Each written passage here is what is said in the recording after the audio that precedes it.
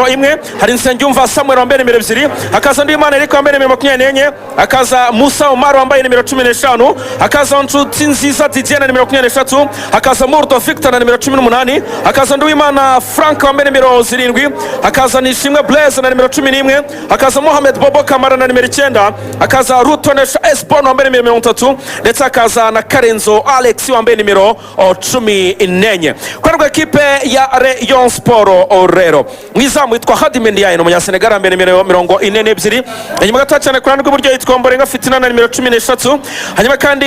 nyuma gato cyane kurande rundi rw'ibumoso ni nyuma kurandwe ibumoso yitwa Bugingo Hakim BH 24 niyo nimero yambaye hakaza Yusu Dianye na nimero 29 hanyuma akaza umuvandimwe yitwa Semane Mabla ambaye nimero 4 nuvango Yusu Dianye na Mabla no bari mu mutima wa defense ya Rayonsports hanyuma kana mugero Roger na nimero 26 akaza Ndayishimiye Richard ambaye nimero 6 akaza kapiteni Muhire Kevin Runi mtoto Mbora Buturo na nimero 11 akaza Basane Aziz Kuranya na nimero 18 ku ruhande rumwe urundi ruriho Iragwa Haji na nimero 99 Folngany International Senegalais na nimero 12 akaba aribo babanje bakorana ekipe ya Rayonsports no korana ekipe ya Gorilla birumvikana rero hanyuma umusifuzi abayobozi bagiye kuyobora uyu mukino cyangwa se abasifuzi bagiye kuyobora uyu mukino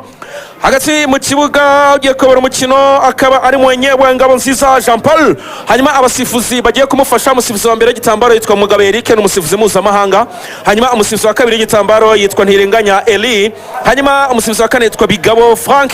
komiseri w'uyu mukino akaba yitwa Bushayija Paul akaba rero aruko gahunda zimeze kabisa kipe ya Gorilla mu myenda y'ibivuguto y'umweru dede amasogisi n'umweru amakabutura n'umweru n'imipira n'umweru nimero zandikishijwe amabara y'ubururu Rayonsports nayo yamanutse mu myenda yayo y'ubururu nibwo bwiganje amasogisi n'ubururu hanyuma amakabutura n'ubururu imipira n'ubururu novuga hano mu nda cyangwa se mu gatuza harimo umuterankunga wabo mukuru mu mabara y'umuhondo hanyuma nimero zandikishijwe amabara y'umweru kabisa hanyuma abafana bo barakomeza kugenda binjira gahoro riganira ubona ko ntago bari abenshi ariko bari kwinjira nibyo kabisa abafana ntabwo stade yari yuzura nta nubwo bwitabire tumaze iminsi tubona kuri match za Rayonsports kuri ubu hari ariko bari kugenda binjira isa 9 nazo zimaze kuba zuzura hano kuri Kigali Pele Stadium i Kigali mbabwira yuko iyi kipe ya Rayonsports ivuga yuko ikeneye gukora amanota yandi 3 kugira ngo ikore match 7 itsine ikurikiranya ikomeza kugumana umwanya wa mbere n'amanota 23 Gorilla ikavuga iti twahagaritse ikipe ya Mukura duhagarika polisi duhagarika ikipe APR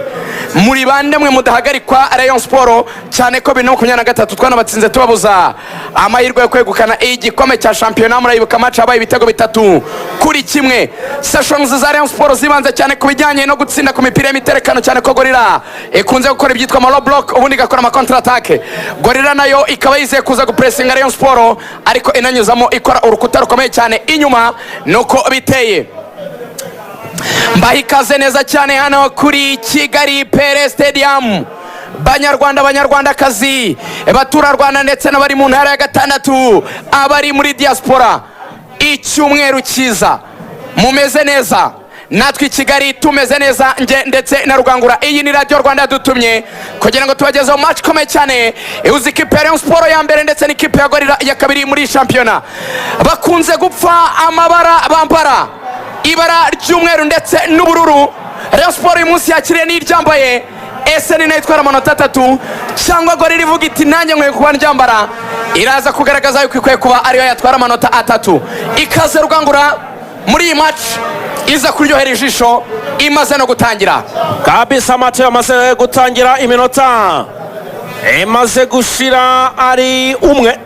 n'amasegonda 5 mpira kwa Ndishimiye Richard abona abariyo bawufite mpira kwa Semane Mable aragacomeka shakisha Bugingo Hakim kurandwe bumoso Bugingo Hakim BH 24 mpira kwa Semane Mable timu defense equipe ya Rayonsports asize mpira kwa Yusu Dianye munya Senegal attention Yusu Dianye atweka pasi neza cyane kwa Aziz Basane Kuranya Cameroon bamutereka hasi kufra equipe ya Rayonsports ikosa akorewe na Rutonesha Esbon kufra bari pasanye vava kwa Mborenga mu ruhande rw'iburyo Mborenga rayizomuro kona ya mbere